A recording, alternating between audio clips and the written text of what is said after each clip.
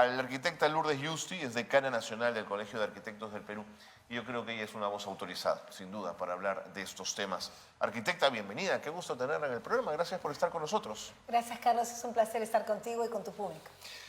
¿Por dónde comenzamos? Cuando uno ve la construcción de viviendas en zonas de riesgo, ¿a quién debe responsabilizar inicialmente por ello? Ay, qué difícil pregunta, pero quisiera darte algunos Dale, datos comencemos por ahí. iniciales para tener un contexto. Dale. Mira, en el Perú, 7.600.000 personas viven en barrios urbanos marginales. De estos más de 7 millones, 74% está en situación de vulnerabilidad en desastres. Ok. Entonces, ¿qué es lo que pasa? En el Perú somos inmensamente informales. Informales. Es nuestro sello. Exactamente. Y eso, lamentablemente, tiene sus consecuencias Sin duda. negativas en todos los ámbitos. Hay un estudio de Grade donde dice que el 93% del crecimiento de nuestras ciudades en los últimos 20 años ha sido de manera informal. Sí.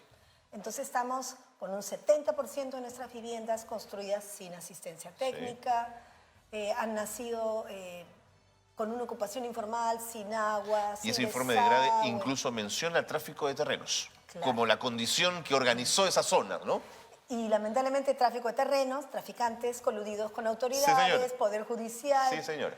Hace 2 o 3 días hemos visto a la máxima autoridad de la policía sentada en la mesa con un traficante de terrenos. Sí. Entonces, ¿qué hacer ante eso? Mira, hace 2 años, en el 2021, en la época de Sagasti, se dio al fin la ley de suelos. Hace 20, 30 años esperábamos esto. ¿Cuál es la los importancia de arquitectos. esa ley? La Ley de Desarrollo Urbano Sostenible y la Política Nacional de Vivienda que se hizo marca una nueva legislación sólida, firme, que nos permitiría muchas alternativas de solución. Y falta reglamentarla. Oh, no le Por creo. ejemplo, ¿ya? Hasta el momento hemos hablado de vivienda social, Ajá. y vivienda, pero es para la gente que tiene un ingreso formal. Un sector medio, Exacto. ¿no es cierto? Falta y se crea ahí una nueva figura, vivienda de interés social de tipo prioritario. Ok. Para el sector de E, con subsidios incluso.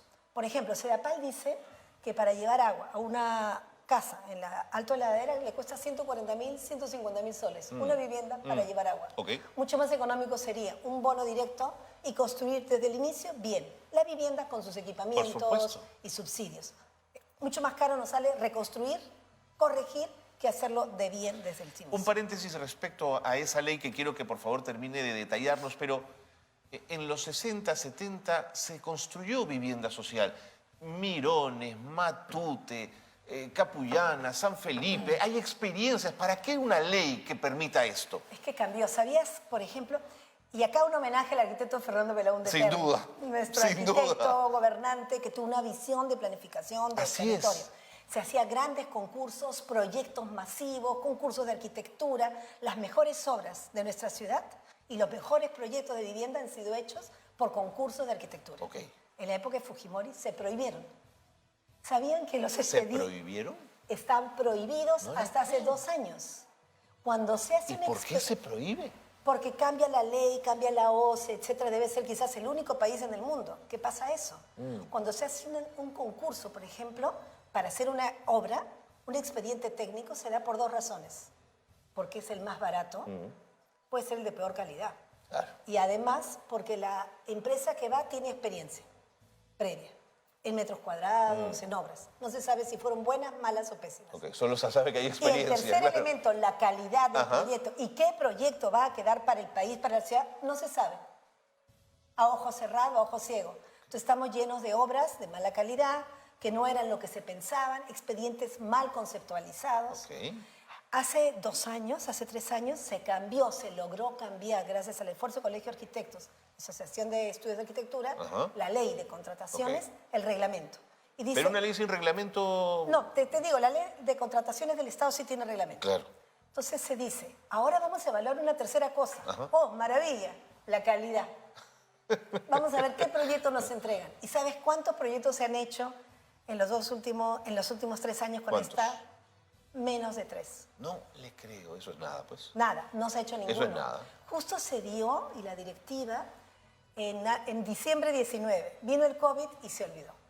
Entonces existe el paradigma, la falsa idea de que evaluar la calidad de los proyectos va a complicar las cosas, cuando es todo lo contrario. nosotros invocamos aquí, ya estamos haciendo un trabajo de concientización en los funcionarios que tienen poder de decisión. Convoquemos al Colegio de Arquitectos. Antes estas obras maravillosas se hacían a través del Colegio de Arquitectos con concursos de arquitectura. Se hace un jurado, se contratan especialistas que hacen las bases, se conceptualiza bien. No es solo algo bonito, ¿eh? Dinamizas los estudios de arquitectura, la gente presenta proyectos, lo social comienza a ser palabra común. Y además el mantenimiento. Se piensa, ¿no?, en algo bonito, en algo funcional, qué materiales les vamos a poner, cómo hacemos para ahorrar. Así es. Por ejemplo, el mantenimiento, evitar el aire acondicionado, simplificar. ¿Te puedo poner un ejemplo Por favor, exitoso? arquitecta. Mira, hay un caso exitoso del gobierno regional de Moquegua. Ok. Fue una asociación público-privada, ahora por impuestos. Creo que fue la Sauder, empresas públicas con el sector privadas con el sector público. Ok. Había un expediente técnico para hacer el gobierno regional así largo, Ya. ¿no? Bueno, como se piensa, pues, ¿ya? Sin mucho criterio. Entonces, mediante el concurso de arquitectura, se presentaron muchos proyectos y uno los ve en maqueta, los ve en perspectiva y ve las ventajas. Ya. Y hubo una obra que ganó y dice, ¿por qué lo voy a hacer largo? Lo hago compacto. En vez de hacer 16 escaleras, hago 4. Ok. En vez de hacer 10 ascensores, hago 3 o 4. En vez de hacer el aire acondicionado y una serie de cristales que se exigen un mantenimiento muy fuerte, lo que voy a hacer es un diseño espacial en que entra la luz natural, hay circulación de aire. ¿Por qué destaca este proyecto en particular? Porque es un diseño bien pensado, mira, con el mismo presupuesto permitió un ahorro sustancial, creó un montón de área, una gran área libre de uso público para la ciudad, ahorró al tener menos equipamientos y se logró poner aisladores sísmicos. Ok. Fue un plus, fue un nivel de ¿Se pensó en áreas verdes, por ejemplo? Por supuesto, y área pública enorme entregada a la ciudad para eventos cívicos. Se ha convertido en un sitio de refugio ante sismos y con el mismo presupuesto. Entonces, lo que está faltando es pensar desde las bases de qué se quiere y qué se entrega a la ciudad. Para eso invocamos que vuelvan los concursos de arquitectura. De acuerdo. Junto Ahora, con la ingeniería, por seguro, supuesto. no, seguro. ¿Ya? Mis dudas al respecto de esto. Pero ya el territorio está tomado.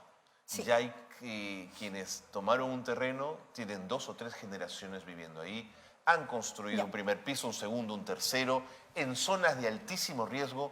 ¿Cómo cambias ese status quo? Ya. Ahora vamos a nuestra realidad. Ok. Ya no es lo nuevo, sino lo que existe. Ok. ¿Qué hacemos con esos Exactamente. pobladores? Estamos con unas laderas ocupadas. Así es. Ya. Entonces, voy a dar algunas propuestas que hicimos desde el Colegio de Vamos. Arquitectos el año pasado, justo para Lima, pero que son aplicables Ok. a nuestra realidad laderas.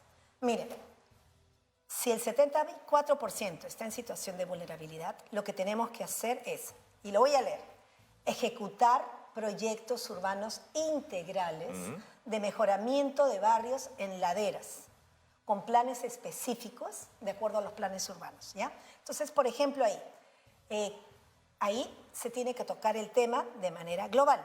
¿Cómo hacemos para manejar las laderas entendidas como una red metropolitana de infraestructura verde? Ok. Un enfoque sistémico. ¿Cómo hacemos para darles equipamientos urbanos?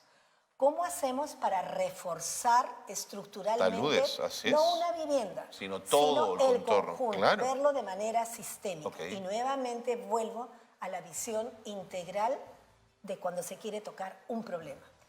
Hace 2 años hicimos la Bienal de Lima, la primera Bienal de Lima, la Vía Lima, y este año se vuelve a repetir. Ok. La nueva gestión la está continuando. ¿Una Bienal de proyectos de arquitectura? Es una Bienal Internacional de Arquitectura de Lima donde va a ser en octubre.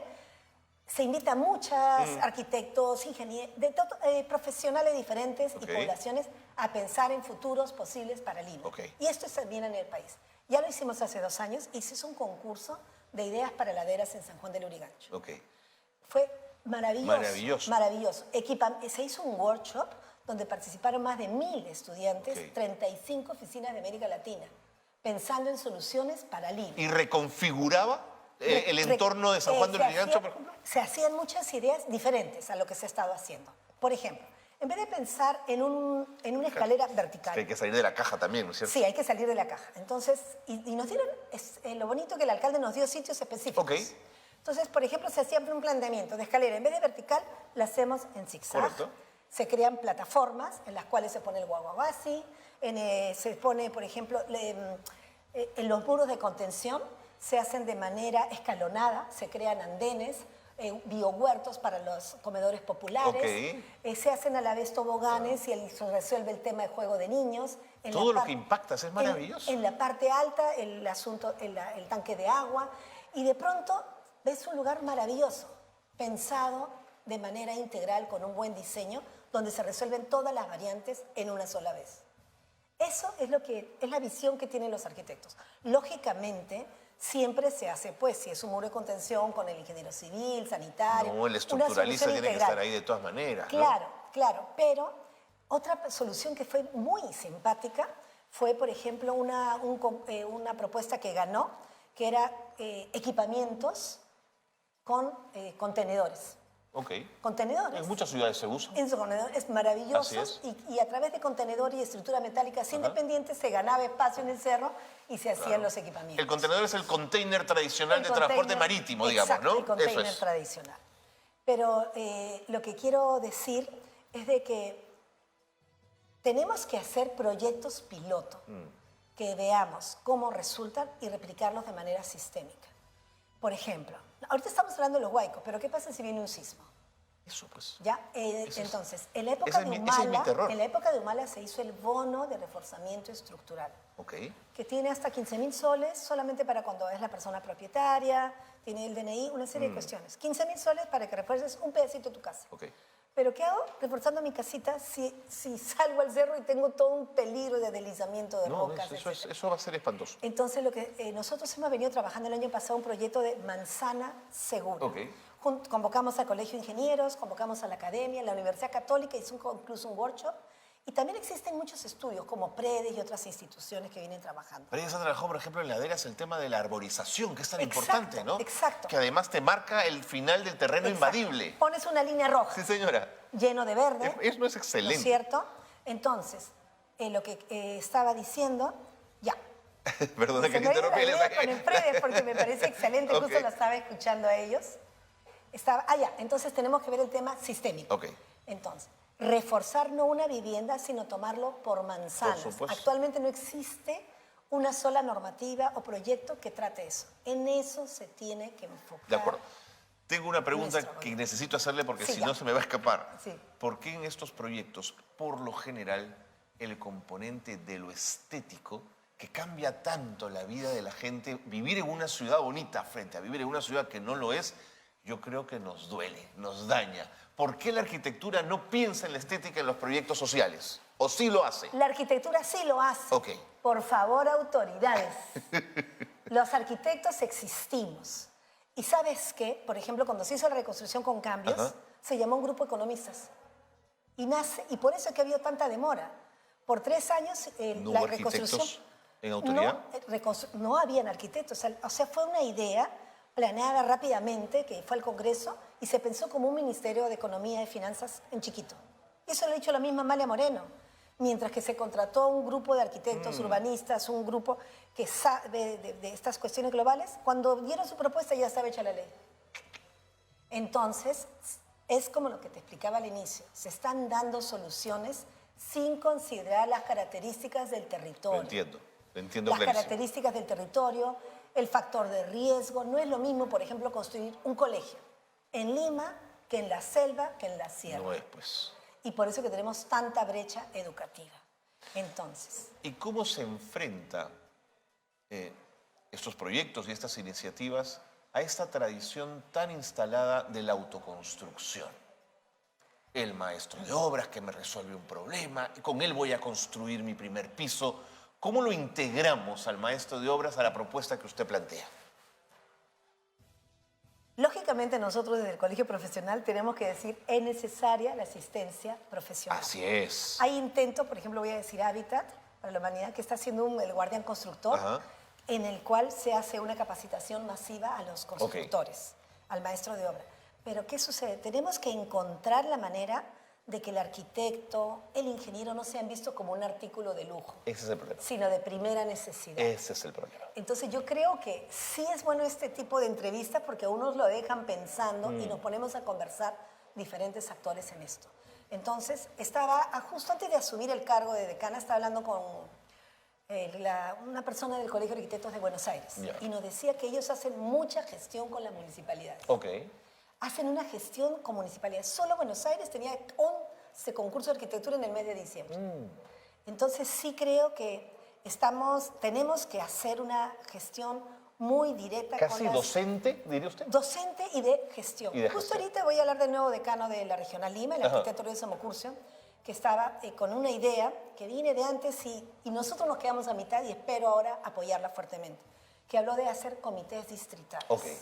Comités distritales donde el Colegio de Arquitectos, a través de nuestros arquitectos que estamos en todos los distritos de la ciudad y el colegio está en todo el país, regionales y zonales. Hacer este trabajo de coordinación con la municipalidad. Acá estamos como arquitectos, hagamos este proyecto. Mira, la gestión de la arquitecta Sol Ángel Fernández, Elizabeth Dañaños en el gobierno de Sagasti tenía una idea de hacer actores por el hábitat. Y la pongo aquí. No se llegó a concretar porque se terminó el gobierno. Sí, pues. Pero decía, así como el ministerio acredita inspectores para defensa civil, puede acreditar, por ejemplo, actores por el hábitat, arquitectos, ingenieros, que trabajan en zonas vulnerables acreditados con una capacitación por el ministerio y el Colegio de Arquitectos. Entonces, la idea era el ministerio transferir fondos para pequeñas obras a las municipalidades y cuando trabajas con estos actores por el hábitat ya identificados, tienes un plus. Fantástica idea. Y esa sería una idea así de diseminarlo a nivel de hormiguita, que es lo que necesitamos.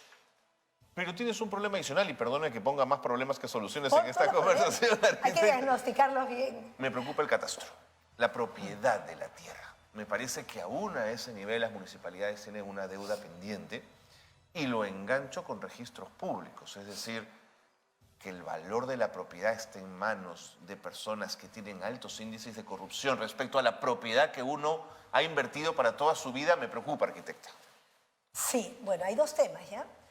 Lógicamente está COFOPRI, que formaliza la propiedad. Pero por otro lado, y vuelvo a la ley que te hablé al inicio, la Ley de Desarrollo Urbano Sostenible, que es infinita la cantidad de cosas que propone. Entre ellas está, por ejemplo, decir, toda la planificación urbana que se realice se debe realizar considerando los riesgos. Okay. Basta ya de construcciones en quebradas. Así es. Basta ya, se acabó construcciones en los cauces de los ríos. Cada riada volvemos al tema. Y hay un reglamento que se debe hacer para penalizar a las autoridades que lo incumplen. Buen punto. Penalizarlo, se reglamenta eso. Entonces, y a los que ponen servicios también en zonas de riesgo. Por ejemplo, veíamos a congresistas que querían hacer una ley para formalizar las propiedades en zonas de riesgo alto. Imposible. Y le dejaban la responsabilidad al mismo propietario. Eso basta. Entonces, ¿qué se tiene que hacer? Si tenemos una quebrada de Huayco, por donde pasa el Huayco, se tiene que liberar. Y si hay una casa o más, aunque no duela, se tiene que expropiar. Así se hizo también en las carreteras. Cuando fue el terremoto de Lima, de Pisco, se hizo la carretera. Recuerdo cuando llegó Kuczynski, creo que había una casita en el medio de la carretera. Porque no se le podía expropiar, no lo permitía la ley. Se cambió la ley y en caso de vías se puede expropiar. Correcto. Se le da no solo el precio de mercado, sino un plus. No hay un solo político que yo conozca en este país capaz de asumir esa responsabilidad. Hay que poner mano dura, discúlpeme, pero es para cuidar la vida de nuestros pobladores. Y entonces se tiene que cambiar ese pedacito de la ley de expropiación para decir, si tu casa está en camino de Huayco y es un interés de la ciudad y de la población, claro, de la vida. Hay que proteger la ciudad, no, por supuesto, a toda la población, liberar el camino del Huayco, se retira y se expropia a esas familias. Y hay que reubicarlas en la zona más próxima. Y ahí viene ligado del operador de suelo, viene ligado de programas de regeneración urbana, viene ligado de algunos pequeños cambios en la normativa para poder hacer eso de manera ágil. Estuvimos el viernes en una reunión en el Ministerio de Vivienda que citó a los colegios profesionales, arquitectos, CAPECO, diferentes actores, desarrolladores. Y decían entonces, y la municipalidad, ¿no? Entonces sí hay terrenos, sí hay terrenos. Entonces ya decía, tenemos un terreno, hagamos un macrolote grande. Vivienda con todos sus servicios, etc. ¿Y sabe cuál decía el problema a los desarrolladores? Necesitamos, por ley y el reglamento de licencias, la factibilidad de SEDAPAL. Y no nos la da. Porque no tiene, de aquí a 15, 20 años. Entonces, se cambia ese pedacito del artículo de la ley del reglamento de licencia y se dice, se necesita factibilidad de Sedapal o una solución alternativa propuesta. Okay. Por ejemplo, hacer reservorios de agua, lo que usted hace un momento hablaba con Sí, con Farfán, claro. Reservorios de agua, plantas de tratamiento, petar, ¿no? Y ya está. Y se soluciona. Pero tenemos pequeñas Claro, es que no se puede construir viviendas si no hay acceso a agua. Eso es como sí, pero el huevo y se la puede gallina, solucionar sin tener que depender de los tiempos de Sedapal, que son infinitos. Buen punto. Entonces, bien interesante porque viendo diferentes actores que conocen en el tema y están, se daban pequeñas tips. Otro tip, por ejemplo, que nos decía, estuvimos en un desayuno en Capeco la semana pasada, estaba el dueño de CECEL, el ingeniero Raúl Delgado, profesor de Centrum, que conoce muchísimo el tema y decía, ¿de qué nos vale licitar las obras si todas se paralizan? Nos hemos excedido en el control de las obras, al supervisar, la Contraloría siguiendo la normativa, no te aprueba un sol más. Entonces, y toda construcción en el Perú y en el mundo entero tienen situaciones no previstas inicialmente. Sin duda. Pero ¿qué pasa en nuestra ley? Se paraliza, se va a un arbitraje, se va al Poder Judicial. Es que hay y mucho tenemos pillo 5, 10, arquitecta 15 también. 20. Digamos, la ley está pensada para poner candado frente a la corrupción. Sí, pero por ejemplo se ha dado hace pocos años la Junta de Resolución de Conflictos, Junta de Disputas. ¿Qué es lo que hace? Un poco como en el sector privado. Se va a hacer la obra y se acompaña, no con una persona que te digo, pobre de ti si gastas un sol, sino se pone un supervisor donde se puede, ¿no? Donde se resuelve en tiempo real las situaciones que se van presentando. Entonces, hay que ver los candados, pero de manera tal que no sean tan fuertes que nos paralizan al país. No, sin duda. Tenemos más de 27.000 millones de soles y 30.000 obras paralizadas. Y ahora que... Es un dinamizador de la economía, es mano de Exacto. obra, todo lo que se Tenemos genera, ¿no? por todos lados, en todas nuestras regionales, gobiernos regionales, uno va, mire el hospital paralizado hace tiempo, está el colegio paralizado, todas las obras paralizadas, porque están en este conflicto. Para los sectores medios, mi vivienda, techo propio, ¿siguen siendo buenas opciones, arquitecta? Sigue siendo una excelente opción, una excelente opción. Justo decían que los bonos de vivienda son los únicos que se ejecutan al 100%, al 1000%. Cada año los constructores dicen, me faltó bonos. O sea, son presupuestos que se ejecutan al 100% y quedan cortos. Techo propio debería ser. Pero lo que sí hay un tema de enfocar nuevamente la vivienda social. Okay. El problema y la oportunidad de mejora es que no hay que pensar solamente en la edificación, el departamentito de mi vivienda, sino en los servicios y equipamiento que va a requerir. Por supuesto. Entonces, ahorita, ¿qué es lo que se está dando? Por ejemplo, donde se cambia la zonificación. Y ahorita hay un proyecto de reglamento de esta ley de vivienda de interés social que está siendo muy cuestionado. Y nosotros del colegio queremos que se modifique el enfoque. Se está regalando las alturas donde había una vivienda, de pronto ahora se pueden hacer 30 pisos, vivir 120 familias y no queda nada a cambio para la ciudad. En otros países, por ejemplo, voy a poner el caso de Sao Paulo. Por ejemplo. ¿Sabes lo que dijo? El coeficiente de edificación va a ser 1.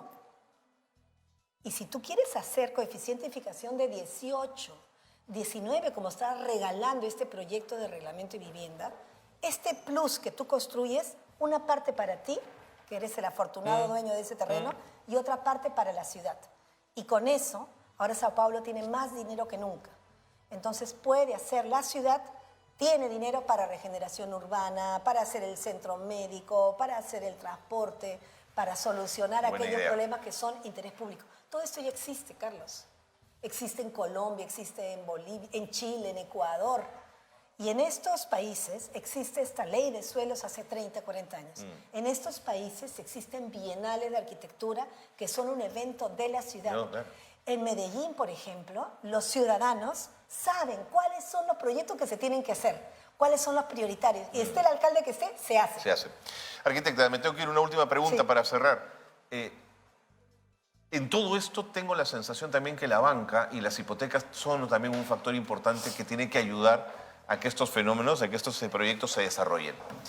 Pero creo, no sé si tengo la sensación que la banca y la hipoteca sigue siendo aún cara. ¿Tiene usted la misma sensación o soy yo que no le caen bien los bancos? Lo que yo creo, bueno, el gobierno, por ejemplo, en el fondo, en mi vivienda da bonos, subsidio. Hay un bono buen pagador, paga bien, te perdono una.